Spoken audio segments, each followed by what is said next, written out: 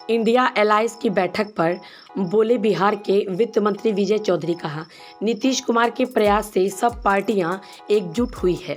अगर सब मिलकर लड़े तो बीजेपी कभी जीत नहीं सकती। उन्होंने कहा, चौथी बैठक कल दिल्ली में होगी। सीट के बंटवारों की बात आएगी। सीट बंटवारा सहमति के साथ हो गया तो एक मजबूर एलियंस होगा। सभी दल चाहते हैं कि राज्यभर समय रहते सीटों का बंटवारा हो जाए। कल की बैठक में इस पर ठोस बातचीत होगी। हमारा एजेंडा पहले से साफ है। वर्तमान केंद्र सरकार की गलत नीतियों के खिलाफ है हम। जो इतिहास बदलने की साजिश हो रही है, भारत का नागरिक होगा वो इतिहास से छेड़छाड़ पसंद नहीं करेगा। आगे उन्होंने क्या कहा, सुनिए। जमकर कराया और इस मुद्दे को उठाने की जोर शोर से तैयारी भी थी इंडिया गठबंधन की, लेकिन राहुल गांधी ने 5 राज्यों के चुनाव में इस मुद्दे को जोर शोर से उठाया, लेकिन शायद उसका फायदा नहीं मिल पाया। क्या इस मुद्दे को 2024 में उठाने की तैयारी है? फिर से इंडिया गठबंधन का मेन मुद्दा रहेगा। देखिए, इस मुद्दे की प्रासंगिकता, उपयोगिता और इसकी महत्ता, ये तीनों चीज़ स्थापित है। और तभी आज देश के हर कोने से जाति आधारित गणना या जनगणना की मांग लगातार हो रही है। यही तो इसकी सफलता है कि आखिर महाराष्ट्र के सरकार के उप मुख्यमंत्री भी मांग करते हैं जो जातीय गणना होनी चाहिए महाराष्ट्र में। वहाँ तो भाजपा के साथ सरकार है, सब जगह के लोग चाहते हैं। तो ये तो इस मुद्दे की सफलता है और इस मुद्दे की देश भर में व्यापकता है जो चारों तरफ से मांग आ रही है। इसको कोई चुनावी मुद्दा बनाएगा क्या? ये तो आम लोगों का मुद्दा बन चुका है।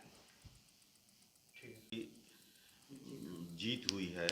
अगर कांग्रेस इंडी अलायंस के साथ इन राज्यों में चुनाव लड़ता तो क्या लगता है कि स्थिति दूसरी बन जाती?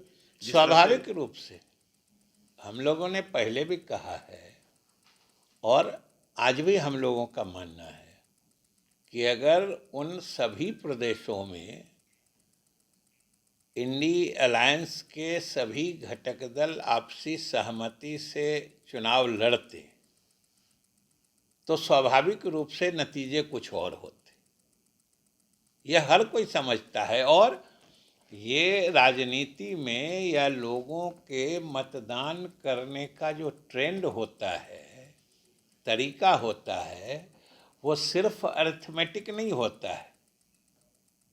वो माहौल और एक तरह से मनोवैज्ञानिक स्थिति के से भी प्रभावित होता है, जिसका अनावश्यक फायदा भाजपा उठाना चाहती है।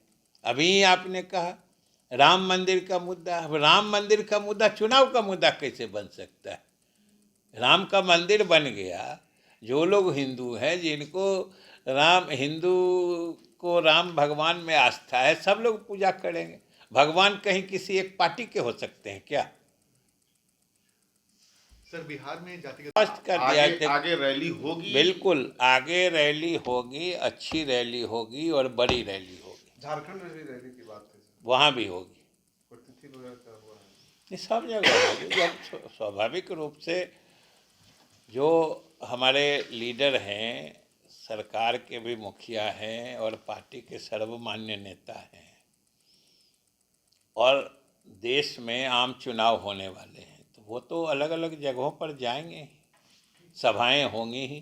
ठीक है सर, 29 तारीख को राष्ट्रीय कार्यकारिणी की बैठक है। वो भी बैठक तब है जब इंडिया गठबंधन के बैठक के बाद वो है और कुछ महीनों के बाद चुनाव है। कितना महत्वपूर्ण है? क्या है, कोई बड़ा फैसला भी होने की संभावना है?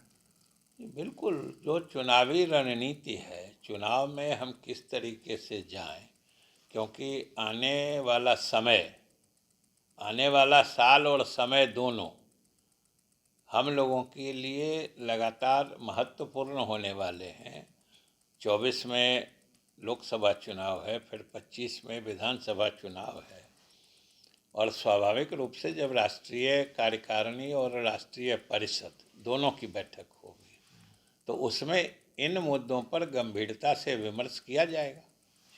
19 सांसदों को आज फिर निलंबित कर दिया गया है, जो ब्रिज मामला नहीं, था। वहाँ वो छोड़िए ना, वो सब हम लोग देखते हैं। कोई मुद्दा पर बात हुई तो ये सब ये बात विपक्ष के लोगों को बार बार सस्पेंड किया जा रहा है और जो लैप्सेस हुए हैं सिक्योरिटी में लोकसभा में उसकी बात उठाने पर देखिए, जो सिक्योरिटी में जो संसद की सुरक्षा में कोताही या ढिलाई या चूक जो भी हुई है, इसको तो सभी मान रहे हैं। और जो नहीं मानेंगे इसका मतलब वो सच्चाई से आंख मूंदेंगे।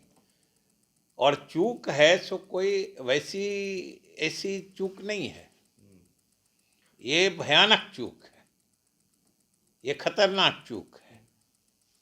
तो सब लोग कह रहे हैं कि इसके लिए दोषी या जिम्मेदार लोगों की पहचान करके कार्रवाई की जाएगी।